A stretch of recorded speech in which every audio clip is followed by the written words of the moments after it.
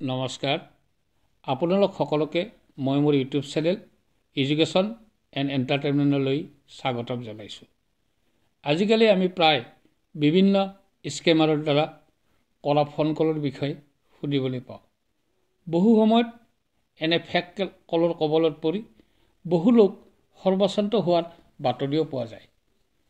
কিন্তু এই স্কেমাৰসকলে আমাৰ এই মোবাইল নম্বৰসমূহ ক'ৰ পৰা আৰু কেনেকৈ সংগ্ৰহ কৰে?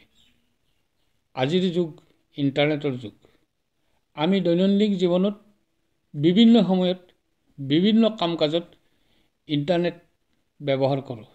বিশেষকৈ অনলাইন যোগে সামগ্ৰী ক্ৰয় কৰোঁতে, ছ'চিয়েল মিডিয়া ব্যৱহাৰ কৰোঁতে বা কেতিয়াবা মোবাইলত বিভিন্ন এপ ডাউনলোড কৰোঁতেই হওক বা আমি নজনাকৈয়ে কেতিয়াবা অপ্ৰয়োজনীয় হোৱাটছআপ মেছেজত ক্লিক কৰোঁতে হওক, আমাৰ মোবাইল নম্বৰটো ক'ৰবাত নহয় ক'ৰবাত ছেভ হৈ যায়। স্কেমাৰসকলে বিভিন্ন কৌশল অৱলম্বন কৰি আৰু অত্যাধুনিক প্ৰযুক্তিবিদ্যাৰ সহায়ত এই নম্বৰসমূহ সংগ্ৰহ কৰে। সম্প্ৰতি উদ্ভৱ হোৱা অতি স্পৰ্শকাতৰ বিষয়টো হৈছে হোৱাটছআপ কল। আননোন ব্যক্তিৰ পৰা অহা এনে কল হঠাৎ ৰিচিভ কৰি বহু লোক বিপদত পৰা বাতৰি পোৱা গৈছে। বহু সময়ত এনে কল ৰিচিভ কৰাৰ লগে লগে ৰিচিভ কৰোঁতাগৰাকীৰ ফটোখন বিশেষ কাৰিকৰী কৌশলেৰে স্কেমাৰসকলে সংগ্ৰহ কৰে। তাৰ পাছত সেই ফটোখনৰ সৈতে আন আপত্তিজনক ফটো নিখুঁতভাৱে সংযুক্ত কৰি সেই ফোন ৰিচিভ কৰা ব্যক্তিজনলৈ পঠিয়াই দি ব্লেকমেইলিং কৰা আৰম্ভ কৰে। বহু সময়ত হোৱাটছআপত অন্য দেশৰ ফোন কলো আহে। আমাৰ ভাৰতবৰ্ষৰ ভিতৰৰ পৰা অহা ফোন নম্বৰটো 91 আৰম্ভ হয়, যাক কাণ্ট্ৰি কোড বুলি কোৱা হয়।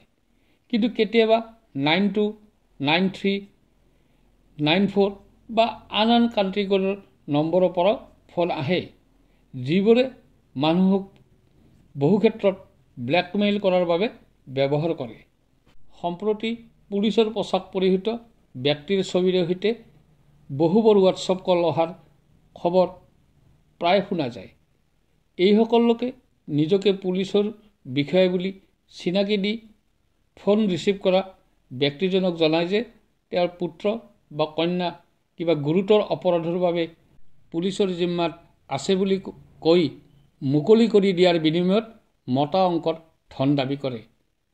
তেনে স্কেমাৰসকলে যিজন ব্যক্তিক ফোন কৰে তেওঁৰ সমগ্ৰ তথ্য এনেকৈ সংগ্ৰহ কৰে যে ফোন ৰিচিভ কৰা ব্যক্তিগৰাকীয়ে বিশ্বাস কৰিবলৈ বাধ্য হয়। ফলত অতি সহজে ব্যক্তিগৰাকী সেই স্কেমাৰসকলে পতা জালত ভৰি দি সৰ্বশান্ত হয়। বেলেগ দেশৰ পৰা অহা এই ফোন কলবোৰৰ ভিতৰত সম্প্ৰতি বিশেষকৈ 92 আৰম্ভ হোৱা ফোন কলবোৰে মানুহক বেছিকৈ অসুবিধাত পেলাইছে। 92 হ'ল পাকিস্তানৰ কাণ্ট্ৰি কোড। এনেধৰণৰ আননোন কলৰ ক্ষেত্ৰত আমি সকলোৱে সজাগ হ'ব লাগে।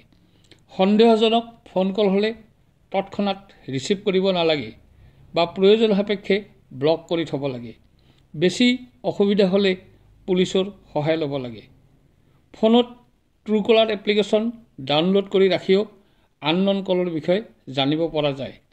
গতিকে আমি সকলোৱে সজাগ হৈ থাকিব লাগে যাতে নজনা বা আননোন কল ৰিচিভ কৰি আমি অযথা বিপদত নপৰোঁ।